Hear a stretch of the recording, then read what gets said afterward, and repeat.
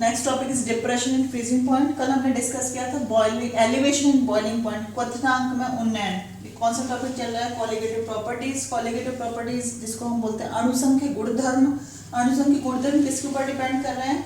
जो सॉल्यूशन के अंदर पार्टिकल घुले हुए हैं, या हम बोल सकते हैं कि जो सॉल्यूट के मॉलिक्यूल घुले हुए हैं सॉल्वेंट के अंदर, उसके ऊपर डिपेंड कर रहा है।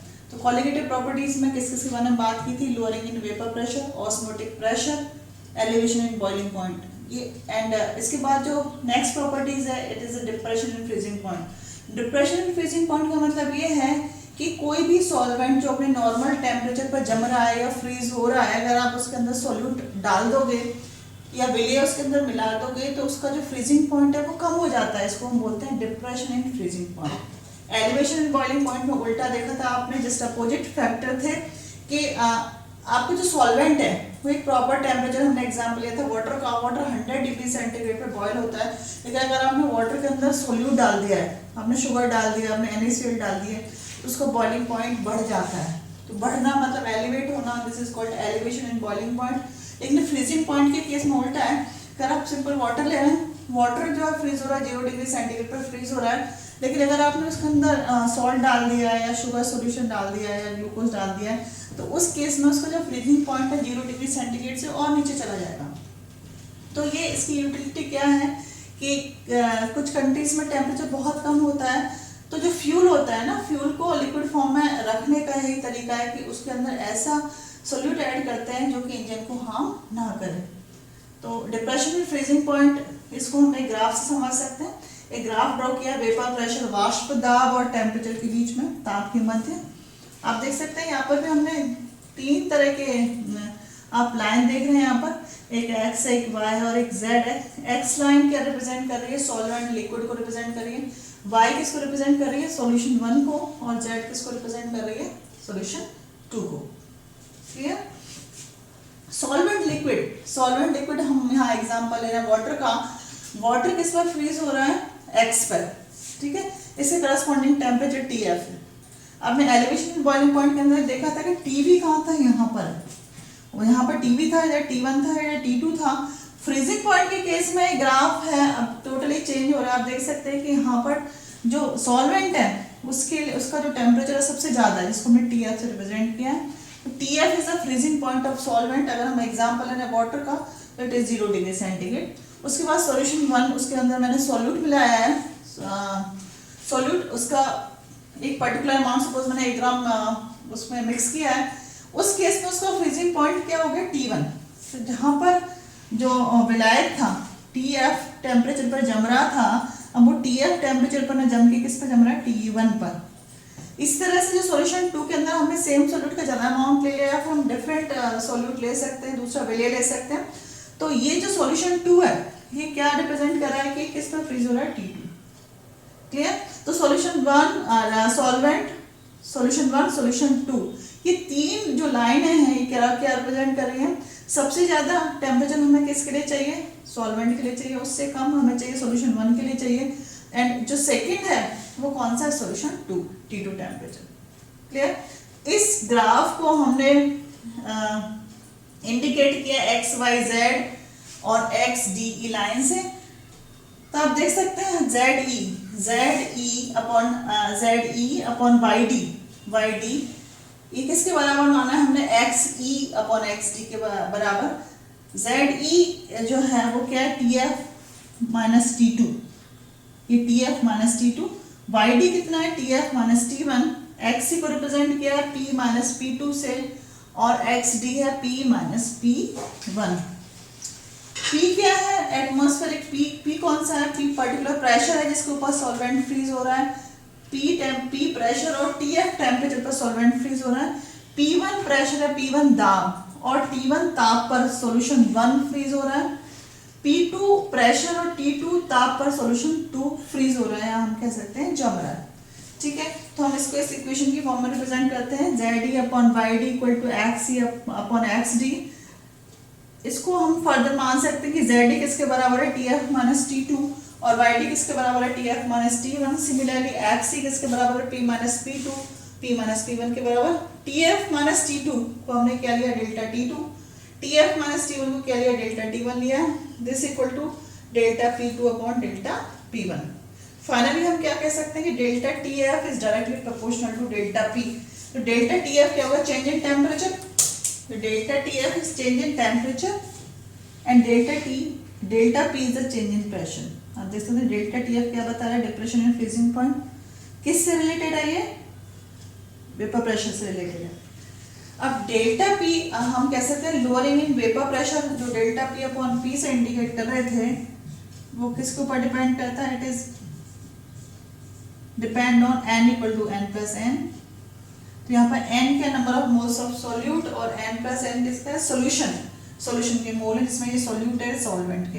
अगर हम इसको n को बहुत कम मानते हैं, n को नेग्लेक्ट कर सकते हैं कंपैरिजन टू 1, तो this equation can be written as delta P upon P this equal to n upon n। तो this is the equation number 2। ठीक है, अब यहाँ पर n जो number of moles of solute है और n क्या है यहाँ पर, number of moles of solvent. आगे आप देख सकते हैं कि number of moles of solute को हमने किससे रिप्रेजेंट किया था, यहाँ पे n, स्मॉल n को रिप्रेजेंट करते हैं w अपॉन m से। यहाँ पर w क्या है, वेट, किसका वेट है आपका, ये दिस इज द सॉल्यूट का वेट है, और यहाँ पर m ये क्या है, मोलर मास।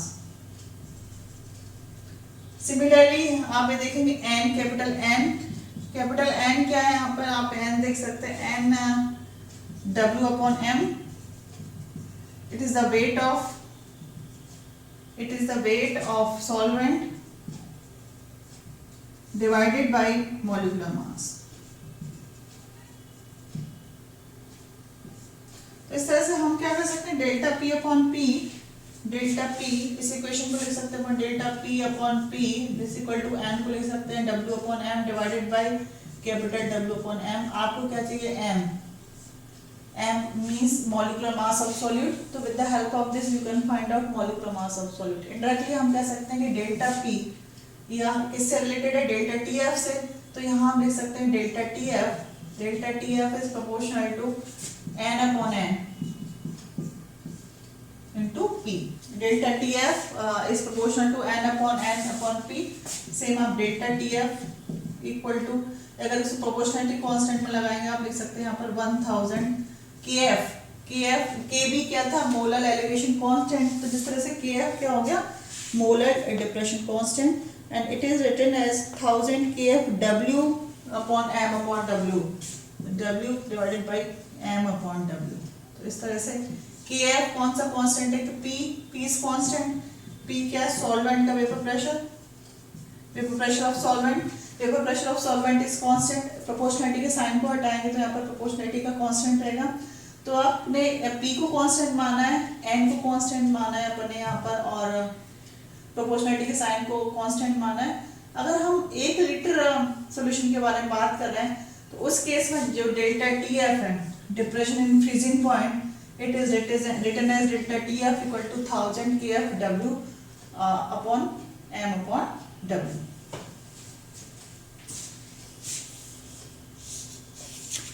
अगर हम इसको शॉर्ट में लिखे तो delta TF equal to KF into molarity. इसको किस तरह से रिप्रेजेंट कर सकते हैं, delta TF equal to 1000 into molarity.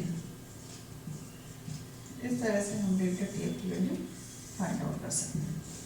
तो with the help of molarity we can find out the value of delta TF क्या, डिप्रेशन इन फ्रीजिंग पॉइंट, या हम W हमें पता है हमने कितना वेट लिया है विलेय का, क्या उसका मॉलिक्यूलर मास है, कितना है सॉल्वेंट के वेट में आप उसको डिसॉल्व कर रहे हो, आपको ये सारी चीजें पता है, तो आप delta TF depression in freezing point find out कर सकते हैं। The experimental determination of depression in freezing point.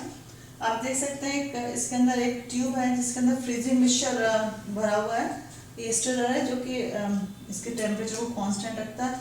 ये अंदर की तरफ एक ट्यूब है, इसके अंदर थर्मामीटर डला हुआ है, this is the Beckmann thermometer, और एक स्टिरर है, स्टिरर क्या करेगा कि यहाँ पर आपने जो सॉल्यूशन लिया है या जो सॉल्वेंट लिया है उसका जो टेम्परेचर उसको कांस्टेंट रखता है। तो सबसे पहले हम क्या लेंगे, सॉल्वेंट लेंगे, नंबर 1 पोजीशन पे हम सॉल्वेंट लेंगे जिसका हमें फ्रीजिंग पॉइंट डिटरमाइन करना है। तो आप यहाँ पर क्या करेंगे, आपने सॉल्वेंट लिया और इसको इस किट में रख देंगे, फ्रीजिंग मिक्सचर की किट में। सॉल्वेंट जो है वो धीरे धीरे फ्रीज हो जाएगा, टेम्परेचर जो है जो कम हो रहा है हम बैकमैन थर्मामीटर से नोट डाउन कर सकते हैं। जैसा कि मैंने पहले ही बताया था कि बैकमैन थर्मामीटर होता है बहुत सेंसिटिव थर्मामीटर होता है and it can measure temperature up to 0.001 degree centigrade. इतना टेम्परेचर घट रहा है बढ़ रहा है उसको थर्मामीटर मेजर कर सकता है। ठीक है, तो जैसे ही आपका सॉल्वेंट फ्रीज हुआ, ठीक है, आपने क्या किया वो टेम्परेचर नोट डाउन कर लिया और थोड़ा वेट किया, मींस आपको तब तक टेम्परेचर नोट डाउन करना है जब तक कि टेम्परेचर कांस्टेंट ना हो जाए। फिर क्या करेंगे, आप इस किट को फ्रीजिंग मिक्सचर में से निकाल लेंगे और इस ट्यूब के अंदर आपने जो वेट अमाउंट ऑफ सॉल्यूट या हम कह सकते हैं तुला हुआ विलेय, आपने 1 ग्राम या 2 ग्राम जितना भी विलेय लिया है, हम यहाँ से इसको डालते हैं सॉल्यूट को। विलेय को डालने के बाद क्या होगा, ये जो सॉल्वेंट था पहले विलायक था, किसके अंदर परिवर्तित हो गया, विलयन के अंदर परिवर्तित हो गया, सॉल्यूशन के अंदर परिवर्तित हो गया। अब हम क्या करेंगे, इसको स्टर करेंगे, फिल्टर करेंगे। फिल्टर करने के बाद अगेन हम वही क्या करेंगे, इसको फ्रीजिंग मिक्सचर में रख देंगे। इसको हिलाया, हिलाने के बाद फ्रीजिंग मिक्सचर में रख दिया। फ्रीजिंग मिक्सचर में अगेन हम वही टेम्परेचर नोट डाउन करेंगे जबकि आपका जो सॉल्यूशन है वो फ्रीज हो रहा है। सॉल्यूशन आपने सपोज सेकंड लिया सॉल्यूशन 1 और उसके बाद थर्ड पे लिया आपने सॉल्यूशन 2, सॉल्यूशन 1 और थर्ड पोजीशन पे लिया सॉल्यूशन 2। दोनों केसेस में क्या है, या तो आपने जो विलेय या सॉल्यूट लिया उसका अमाउंट चेंज है या फिर जो हम सॉल्यूट ही चेंज कर देते हैं। तो in the same procedure we can find out freezing point of solution. दोनों के क्या डिफरेंस हो रहा है, freezing point of solvent and freezing point of solution, दोनों में कितना डिफरेंस है ये क्या बताता है आपको, डिप्रेशन इन फ्रीजिंग पॉइंट। और इस तरह से हम डेल्टा टीएफ का मान फाइंड आउट कर सकते हैं। क्लियर, डेल्टा टीएफ हमें पता है कौन सा सॉल्यूट हमने लिया है इसके अंदर, ये हमें पता है कितना अमाउंट लिया, उसका वेट पता है, एम पता है, मॉलिक्यूलर मास पता है, सॉल्वेंट कितना लिया है, कितने ग्राम लिया ये आपको पता है, तो आप इजीली मोलरिटी की भी कैलकुलेशन कर सकते हैं। So with the help of Beckman method, we can easily calculate depression in freezing point. Graph था, ये ग्राफ जैसा मैंने बताया था प्रेशर और टेम्परेचर के बीच में ग्राफ था। ये क्या है, सॉल्वेंट के लिए था, अपना लिक्विड के लिए। ये TF क्या डिनोट कर रहा था, freezing point of solvent. T1 क्या डिनोट कर रहा है, freezing point of solution 1। T2 क्या डिनोट कर रहा था, freezing point of solution 2। Finally हम किस डेरिवेशन पर आए थे, यहाँ पर delta TF is proportional to delta P था। इन डिप्रेशन इन फ्रीजिंग पॉइंट्स किसके ऊपर डिपेंड करे, difference in vapour pressure of solvent और वेपर प्रेशर ऑफ सॉल्यूशन। कैसे हमने फाइंड आउट किया, हमने एक्सपेरिमेंटल डिटर्मिनेशन बैकमैन मेथड से हमने एक्सपेरिमेंटली दोनों मींस सॉल्वेंट या विलायक और विलेय किस टेम्परेचर पर फ्रीज हो रहा है, जम रहा है, हमने वो टेम्परेचर फाइंड आउट कर लिया और दोनों का डिफरेंस हमें क्या दे रहा है, डेल्टा TF या चेंज इन फ्रीजिंग पॉइंट।